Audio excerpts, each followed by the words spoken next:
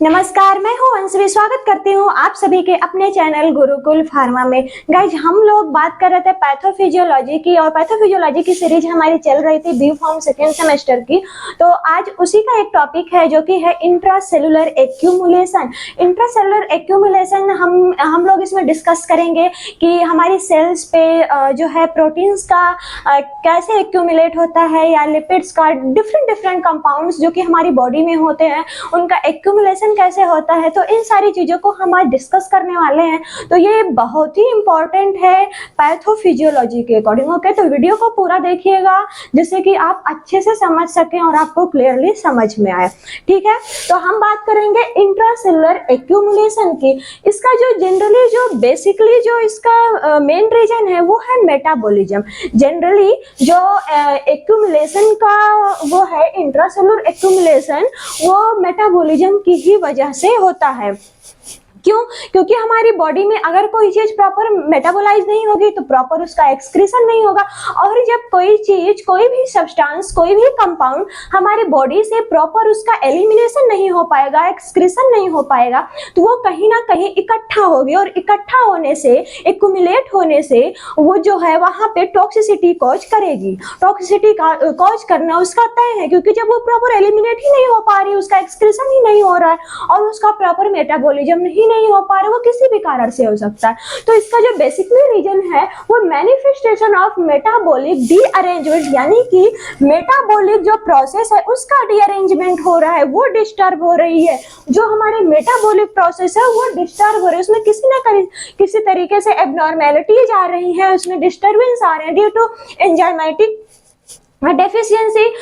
उसमें जो है एंजाइम्स की कमी होने से भी प्रॉपर मेटाबॉलिज्म नहीं हो पा रहा है, उसकी वजह से भी यहाँ पे मेटाबॉलिक डीअरेंजमेंट हो सकता है। या फिर किसी चीज को हम ज्यादा कंज्यूम कर लें, ज्यादा क्वांटिटी में ले लें, तो इसकी वजह से भी जो है वो मेटाबॉलिक डीअरेंजमेंट हो सकता है। क्लियर? और यहाँ पे या फिर कोई इनडाइजेस्टेबल सब्सटेंस कंज्यूम कर लें, कोई बहुत ज्यादा सब्सटेंस हम ले लें जो कि डाइजेस्ट नहीं हो रहा है, तो उसकी वजह से भी मेटाबॉलिक डीअरेंजमेंट हमें देखने को मिलता है। क्लियर? और इसकी वजह से जो एक्यूमुलेशन है वो कुछ एबनॉर्मल अमाउंट्स के जो सब्सटेंस हैं उनकी वजह से भी एक्यूमुलेशन हो सकता है। वो कैसे है? एक तो हमारा एंडोजीनस होगा। एंडोजीनस का मतलब क्या है? यहाँ पे ये जो एंडोजीनस है इसका मतलब कि ऐसा कंपाउंड जो कि बॉडी के खुद के डिराइव्ड किए हुए प्रोडक्ट हैं, खुद के डिराइव्ड किए हुए कंपाउंड हैं, लाइक हमारे प्रोटीन्स हो गए, विटामिन्स हो गए, नहीं सॉरी प्रोटीन्स, फैट्स, या फिर न्यूरोट्रांसमीटर्स, या कुछ हार्मोन्स। ये सारे क्या होते हैं? ये बॉडी खुद डिराइव करती है। तो खुद के डिराइव किए हुए प्रोडक्ट का अगर प्रॉपर मेटाबॉलिज्म नहीं हो रहा है तो कहीं ना कहीं वो जाके एक्यूमुलेट होगी बॉडी में, और एक्यूमुलेट होने से वो डिस्टर्बेंस कॉज करेगी। क्लियर है? तो इससे भी हमारा इंट्रासेलुलर एक्यूमुलेशन हम बोल सकते हैं। तो ये रहा हमारा एंडोजीनस। अब बात करते हैं एक्सोजीनस की। एक्सोजीनस का मतलब क्या है? कोई चीज हम बाहर से ले रहे हैं, बाहर से कंज्यूम कर रहे हैं ड्यू टू अपने डाइट, ओरली डाइट से हम कंज्यूम कर रहे हैं, दैट इज एक्सोजीनस।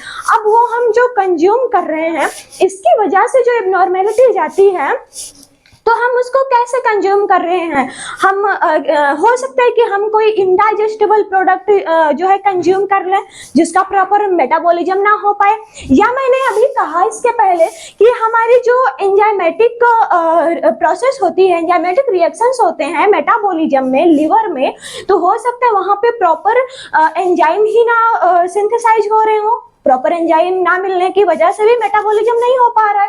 तो इसकी वजह से भी एक्सोजीनस एक्यूमुलेशन देखने को मिलता है। और भी बहुत सारी चीजें होती हैं जिनकी वजह से एक्सोजीनस एक्यूमुलेशन होता है। तो इसकी वजह से हम लोगों को ध्यान देना होता है कि हम लोग जो भी खाएं उसका प्रॉपर मेटाबॉलिज्म हो रहा है कि नहीं हो रहा है, जो भी चीज हम कंज्यूम करें। ओके, और नेक्स्ट है, ये जो एक्यूमुलेशन होता है ये ट्रांजिएंट भी हो सकता है। ठीक है, एक्यूमुलेशन ट्रांजिएंट भी हो सकता है, रिवर्सिबल भी हो सकता है। रिवर्सिबल का मतलब कोई शॉर्ट टाइम के लिए हो रहा है, शॉर्ट टाइम के लिए एक्यूमुलेशन हो रहा है, फिर अपने टाइम के अकॉर्डिंग वो नॉर्मल हो जा रहा है, मतलब पहले जैसा वो हो जा रहा है, नॉर्मल हो जा रहा है, तो ये है रिवर्सिबल एक्यूमुलेशन। वहीं पे ये परमानेंट भी हो सकते हैं, मतलब ये ट्रांजिएंट भी हो सकते हैं, रिवर्सिबल और इरिवर्सिबल भी हो सकते हैं, मतलब ये परमानेंट भी हो सकते हैं, मतलब एक बार ये अगर एक्यूमुलेट हो गए तो उनको वो टॉक्सिसिटी कॉज करेंगे ही करेंगे, वो नॉर्मल नहीं होंगे टाइम के अकॉर्डिंग। ओके, तो ये हो गया। और नेक्स्ट है, अगर हम इसमें एक और इम्पोर्टेंट चीज की बात करें तो ये हमारे हार्मलेस हो सकते हैं, मतलब इनका ये बहुत ज्यादा इफेक्ट ना दिखाए, लाइक रिवर्सिबल की तरीके से बहुत ज्यादा इनका हार्मफुल या फिर टॉक्सिक इफेक्ट ना हो, ठीक है। तो ये कोई इफेक्ट ना दिखाए, मतलब थोड़ा अगर एक्यूमुलेट हुआ है तो टाइम के अकॉर्डिंग ये नॉर्मल हो जाएगा। वहीं पे अगर ये टॉक्सिक हो रहे हैं, ठीक है, तो ये जो टॉक्सिक है, ये अगर कहीं पे भी एक्यूमुलेशन बहुत ज्यादा टाइम तक हो रहा है, बहुत ज्यादा मतलब काफी टाइम के लिए, लॉन्ग पीरियड के लिए अगर एक्यूमुलेशन हुआ है किसी भी सेल्स पे, हमारी बॉडी पे, तो वो टॉक्सिक होगा। और ये टॉक्सिक होने की वजह से कभी कभी लीथल भी हो सकते हैं। क्लियर? क्योंकि क्या पता हम इंटेंशनली या फिर अनइंटेंशनली अगर कोई पॉइजनस सब्सटेंस ही क्यों ना कंज्यूम कर ले, तो उसकी वजह से वो तो जाहिर है उसको तुरंत लीथल होना ही होना है, टॉक्सिक होना ही होना है।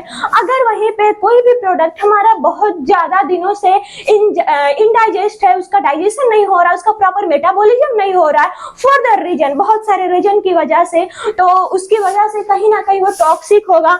और इसलिए हमें ध्यान देना होता है कि हम जो भी चीज कंज्यूम करें उसका प्रॉपर ये ध्यान रख के करें कि उसका प्रॉपर मेटाबॉलिज्म हो रहा है या नहीं हो रहा है। ओके, हम बात करने वाले हैं अब क्लासिफिकेशंस की, ठीक है। तो ये जो एक्यूमुलेशंस को 3 क्लास में क्लासिफाइड किया गया है।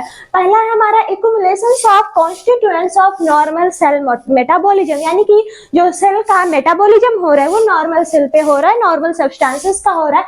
इसमें हम एग्जांपल के रूप में देख लेते हैं फैट्स, प्रोटीन्स और carbohydrates. Fats, proteins and carbohydrates, ये तीनों जो है वो नॉर्मल सेल पे मेटाबॉलिज्म हो रहे हैं, नॉर्मल सब्सटेंसेस हैं हमारे, ठीक है। सेकंड जो क्लासिफाइड किया गया है वो किया गया है accumulations of abnormal substances of abnormal cell metabolism, यानी कि जो सेल का मेटाबॉलिज्म है, कहीं ना कहीं जो मेटाबॉलिक प्रोसेस है वही एबनॉर्मल है, और वो एबनॉर्मल तरीके से जो है मेटाबोलाइज कर रहे हैं, या फिर कोई इनडाइजेस्टेबल सब्सटेंसेस को हमने कंज्यूम कर लिया है और उसका मेटाबॉलिज्म नहीं हो पा रहा है। तो ये सारे कंडीशन इसमें आते हैं, ठीक है। तो इसमें पहला है स्टोरेज डिजीजेज और सेकंड है involve errors of metabolism. Clear?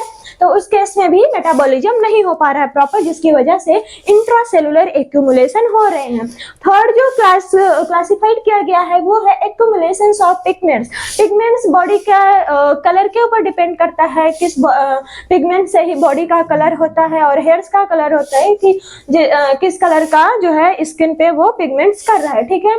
तो पहला है एंडोजीनस और सेकंड है एक्सोजीनस। एंडोजीनस में एंडोजीनस जो पिगमेंट्स हैं वो बॉडी के अंदर में ही जो बॉडी खुद के डिराइव्ड किए हुए प्रोडक्ट्स होते हैं उनसे जो पिगमेंटेशन हो रहा है वो एंडोजीनस पिगमेंट्स। ओके, वहीं पे जो एक्सोजीनस पिगमेंट्स हैं, लाइक अगर कोई एम्प्लॉय है, कोई वर्कर है, वो कोयले के खदानों में काम कर रहे हैं, जिसकी वजह से उनको एक्सोजीनसली पिगमेंट्स का सामना करना पड़ सकता है। ओके, और आजकल बहुत ही लोग अपने पैशन के लिए या फिर अपने शौक के लिए लोग आजकल टैटूइंग कराते हैं, बहुत ही कॉमन देखने को मिलता है। तो उसमें भी क्या होता है, डिफरेंट डिफरेंट कलर्स के लोग पिगमेंटेशन मतलब टैटूइंग कराते हैं, तो उसमें भी जो है पिगमेंट्स एक्यूमुलेट होते हैं, उसमें भी एक्यूमुलेशन ऑफ पिगमेंटेशन होता है। क्लियर है?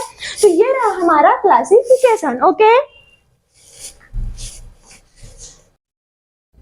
अब हम बात करने वाले हैं इसके मैकेनिज्म की। जो हमारा इंट्रासेलुलर एक्यूमुलेशन होता है उसका मैकेनिज्म कैसे है, किस तरीके से जो है इंट्रासेलुलर एक्यूमुलेशन होता है, तो चलिए हम इसको देख लेते हैं। इसका फर्स्ट है एबनॉर्मल मेटाबॉलिज्म। मैंने आपको पहले ही बताया, अगर किसी भी सब्सटेंस का हम कोई भी चीज अगर कंज्यूम कर रहे हैं इंटेंशनली या फिर अनइंटेंशनली, जो भी चीजें हम कंज्यूम कर रहे हैं या फिर हम एक्सोजीनियसली या फिर एंडोजीनियसली, दो प्रकार से हमने एक्यूमुलेशन देखा।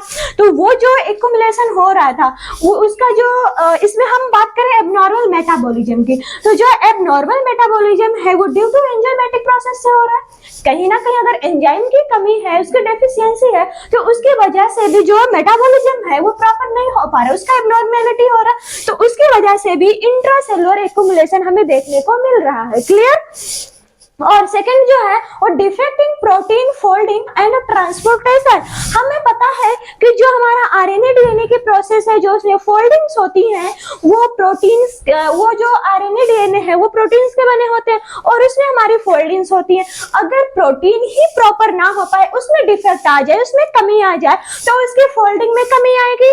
जब फोल्डिंग में कमी होगी मतलब उसका मिसफोल्डिंग हो जाएगा और फिर उसका जो ट्रांसपोर्टेशन होगा वो भी कहीं ना कहीं डिस्टर्ब होगा। तो इसकी वजह से भी जो है इंट्रासेलुलर एक्युमुलेशन होगा, क्योंकि प्रॉपर जब प्रोटीन का फोल्डिंग नहीं होगा उसमें डिफेक्ट आएगा, उसमें कमी आएगी, तो उसकी वजह से कहीं ना कहीं जो हमारे सब्सटेंस है, जो प्रोटीन्स है, वो एक्युमुलेट होंगे, उसकी वजह से इंट्रासेलुलर एक्युमुलेशन हम बोल सकते हैं। क्लियर? और नेक्स्ट है लैक ऑफ एंजाइम। ये हमारा फर्स्ट रहा। सेकेंड एंड थर्ड है लैक ऑफ एंजाइम्स। मैंने कहा एंजाइम्स की कमी से भी इंट्रासेलुलर एक्युमुलेशन हो सकते हैं, क्योंकि अगर प्रॉपर एंजाइम ही नहीं होंगे वहां पे तो जो मेटाबॉलिक रिएक्शन है वो प्रॉपरली नहीं हो पाएगी, और एंजाइम की कमी से जब प्रॉपर मेटाबॉलिज्म नहीं होगा तो उसकी वजह से जो भी सब्सटेंस को मेटाबोलाइज होना है, जो भी हमने एग्जोजेनियसली लिया है, ओरली इनटेक किया है, जो भी हमने कंज्यूम किया है, तो वहां पे इंट्रासेलुलर एक्युमुलेशन होगा। ओके, और यहीं पे जो है वो नेक्स्ट जो है फोर्थ है वो है इंजेशन ऑफ इनडाइजेस्टेबल मटेरियल, यानी कि कोई हमने ऐसा मटेरियल ले लिया है जो कि इनडाइजेस्टेबल है, ठीक है, तो उस मटेरियल के इंजेक्शन से भी, क्योंकि वो डाइजेस्ट ही नहीं हो रहा, वो इनडाइजेस्टेबल मटेरियल है, तो उसके डाइजेशन ना होने की वजह से जो सब्सटेंस है उसका मेटाबॉलिज्म तो हो नहीं रहा, तो उसका एक्सक्रीशन भी नहीं हो रहा। अगर उसका एक्सक्रीशन नहीं हो रहा तो कहीं ना कहीं वो मटेरियल, वो सब्सटेंस हमारी बॉडी में, हमारी सेल्स पे एक्यूमुलेट हो रही, इकट्ठा हो रही है, तो इस प्रोसेस को भी इंट्रासेलुलर एक्युमुलेशन कह सकते हैं। तो इन 4 तरीके से इंट्रासेलुलर एक्युमुलेशन होता है। ये रहा इसका मैकेनिज्म। होप सो आज का ये वीडियो आपको पसंद आया होगा। वीडियो पसंद आया तो वीडियो को लाइक कीजिएगा, दोस्तों में शेयर कीजिएगा, और हाँ, चैनल पर नए हैं तो चैनल को सब्सक्राइब कीजिएगा। और रिलेटेड दिस टॉपिक आपका कोई भी डाउट हो, कोई भी क्वेरी हो, तो आप कमेंट बॉक्स में कमेंट कीजिए। Okay, thank you.